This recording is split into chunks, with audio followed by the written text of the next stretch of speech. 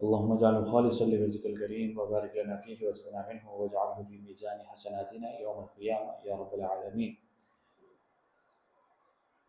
کتاب الجامع دوسرا باب، باب البر والصلہ، باب کی حدیث نمبر 6۔ وعن ابن مسعود رضی اللہ تعالی عنہ قال، جناب عبداللہ ابن مسعود رضی اللہ تعالی عنہ سے روایت ہے، بیان کرتے ہیں، سألت رسول اللہ صلی اللہ علیہ وسلم، سألت میں نے سوال کیا رسول اللہ صلی اللہ علیہ وسلم، رسول اللہ صلی اللہ علیہ وسلم سے، ای الذنب کون سا گناہ، اعظم سب سے بڑا ہے، قال تو حضور نے فرمایا، ان یہ کہ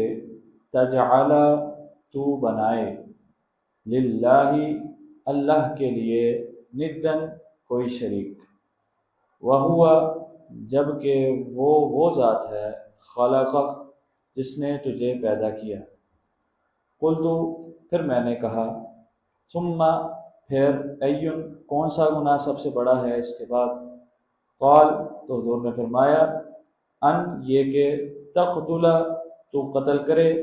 ولدک اپنے بچے کو، خشیت اس ڈر سے، ان یأکل یہ کہ وہ کھائے گا، معک تیرے ساتھ، قلت پھر میں نے کہا، ثم ایون پھر کون سا گناہ سب سے بڑا ہے، قال تو حضور نے فرمایا، ان یہ کہ تو زانیہ تو بدکاری کرے، بحلیلۃ جارک اپنے پڑوسی کی گھر والی کے ساتھ، متفق علیہ، اسے امام بخاری اور امام مسلم رحمہ اللہ نے بیان کیا ہے۔ عبداللہ بن مسعود رضی اللہ تعالیٰ عنہ عظیم صحابی ہیں، اور رسول اللہ صلی اللہ علیہ وسلم سے عظیم باتوں کے بارے میں سوال کر رہے ہیں اور سب سے بڑے گناہوں کا سوال کر رہے ہیں۔ تو حضور نے یہاں پر 3 بڑے گناہوں کی طرف اشارہ کیا ہے، اور جتنی احادیث ہمیں ملتی ہیں حضور سے، جب اکبر الکبائر یا سب سے بڑے گناہ کے بارے میں پوچھا جاتا ہے، ہر حدیث میں ایک چیز سیم ہے، اور وہ کیا ہے؟ شرک، ان تشرک باللہ، ان تجعل للہ ندا۔ یہاں پر حضور فرما رہے ہیں کہ تو اللہ کے ساتھ کسی کو شریک بنائے، جبکہ اس نے تجھے پیدا کیا ہے، کوئی اور پیدا کرنے والا، خالق وہی ہو، جو رب ہے، جو معبود ہے، وہ وہی ہے جو پیدا کرنے والا، جو پیدا نہیں کر سکتا وہ معبود برحق نہیں ہو سکتا۔ تو یہ رب تعالیٰ کی صفت ہے، اور بالخصوص جب کوئی انسان اللہ کے ساتھ کسی کو شریک بناتا ہے تو دراصل ہی اللہ رب العزت کی غیرت کو للکارنا ہے۔ حضور کے صحابی جناب سعد فرماتے ہیں، ایک دفعہ حضور کے پاس یہ بات پہنچی کہ صحابہ میں بات چیت ہو رہی تھی، سعد نے کہا، لو رأیت رجلا مع امراتی لضربته بالسیف غیر مصفى، اگر میں اپنی گھر والی کے ساتھ کسی آدمی کو دیکھ لوں، پوچھوں گا نہیں کیوں آیا ہے، میں بس اس کی گردن اڑا دوں گا، اور یہ بھی نہیں پچھلی سائڈ سے، سامنے سے اس کی گردن اڑا دوں گا، اور یعنی کہ تلوار کی پچھلی جانب سے نہیں، جو اس کی دھار ہے اس سے اس کی گردن اڑاؤں گا۔ تو یہ بات جب صحابہ کرام رضوان اللہ علیہم اجمعین سے حضور تک پہنچی تو حضور نے فرمایا، اتعجبون من غیرت سعد،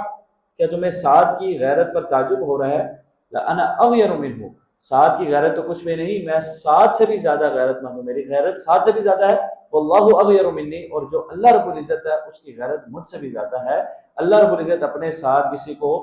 ذرا برابر بھی برداشت نہیں کرتا، اسی لیے اس کا ایک اٹل فیصلہ ہے کہ ان اللہ لا یغفر ان یشرک بہ، وہ اپنے ساتھ شرک کو معاف نہیں کرے گا، اس کے علاوہ جسے چاہے وہ معاف کر سکتا ہے۔ تو یہ سب سے بڑا گناہ ہے۔ اور اس کے بعد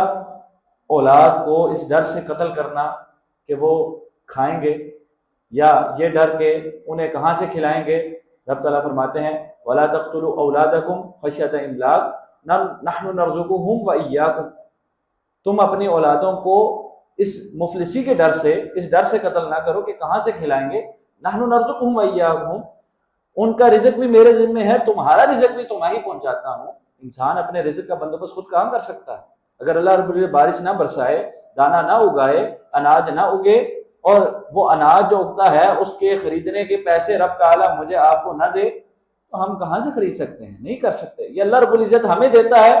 تو جو آنے والی مخلوق ہے وہ اپنا رزق لے کر کے آتا ہے، تو اس کو اس ڈر سے قتل کرنا یہ بہت بڑا گناہ ہے۔ اور یہاں پر بالخصوص یہاں اس چیز کا ذکر کر دیا،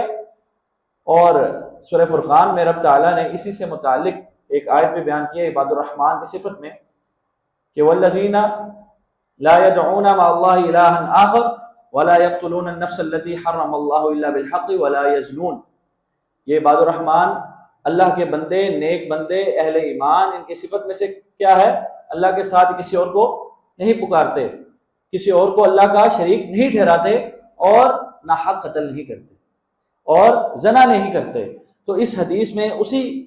قرآن کی آیت کی سمجھے کہ تفسیر ہے، اور بالخصوص اولاد کا یہاں پر ذکر کر دیا، عمومی طور پر قتل بھی، اور بالخصوص وہ جب انسان کے جسم کا حصہ ہو اور اس کو انسان قتل کرتا، تو یہ بہت دور قدیم میں اور قسم سے قتل کیا جاتا تھا، بچوں کو زندہ درگور کیا جاتا تھا، بچوں کو قتل کیا جاتا تھا۔ آج بھی اس کی شکلیں ہمیں بہت سی صورتوں میں نظر آ رہی ہیں، کہیں ابورٹ کیے جا رہے ہیں، اور کہیں دنیا میں آنے کے بعد بچوں کو زہر کے ٹیکے لگا دیے جاتے ہیں، اور طرح طرح۔ یہ سب کیا ہے؟ یہ اللہ رب العزت کے ساتھ بغاوت ہے، یہ قتل ہے، اور وہ اپنی اولاد کا قتل، اس سے بڑا قتل کیا ہو سکتا ہے؟ تو یہ رب تعالیٰ کے ساتھ کسی کو شریک ٹھہرانے کے بعد سب سے بڑا گناہ۔ اور اس کے بعد ان تزانی بحلیلۃ جارک، عمومی طور پر زنا، اور بالخصوص پڑوسی جس کے حقوق بہت زیادہ ہیں۔ ہم نے پچھلی حدیث میں پڑھا، پچھلی سے پچھلی حدیث میں پڑوسیوں کے حقوق کے بارے میں، تو پڑوسیوں کی تو مال و جان کی حفاظت انسان کے ذمہ ہوتی ہے، اور جو اس کے لیے حلال اس کی بیوی ہے اسی کے ساتھ انسان منہ کالا کرتا رہے، تو یہ چیز رب تعالیٰ نے سخت ناپسند کی ہے۔ کیوں؟ کیونکہ ایک تو یہ زنا ویسے ہی لا تقربوا الزنا انہ کان فاحشہ، رب تعالیٰ فرماتے ہیں اس کے قریب بھی نہیں جانا، یہ بہت فحش بات ہے، بہت فحش کام ہے۔ اور اس کے ساتھ دوسرا نقصان کیا ہوتا ہے کہ ایک بندے کا گھر آپ اجاڑ دیتے، اس کی بیوی کو، اس کے ساتھ وفاداری آپ ختم کر دیتے، ایک گھر تباہ ہو جاتا ہے، ایک خاندان تباہ ہو جاتا ہے، ایک نسل تباہ ہو جاتی ہے۔ تو اس لیے ہمیں بالخصوص یہاں پر ترغیب اور ترہیب دی جا رہی ہے، ترغیب نہیں ترہیب ہے، کہ ہم اور معاشرے میں اگر کوئی اس چیز میں مبتلا ہے یا ایسی سوچ رکھتا ہے، اس سوچ کو ترک کر دے اور اپنی اصلاح کر لے کہ یہ رب تعالیٰ کے ساتھ شرک کے بعد اپنی اولاد کو ناحق قتل کرنے کے بعد سب سے بڑا گناہ ہے۔ رب تعالیٰ سے دعا ہے رب تعالیٰ ہمیں تمام گناہوں سے بچنے کی توفیق عطا فرمائے، نیکیوں کو اختیار کرنے کی توفیق عطا فرمائے۔ وما توفیق الا باللہ علیہ توکلت و الیہ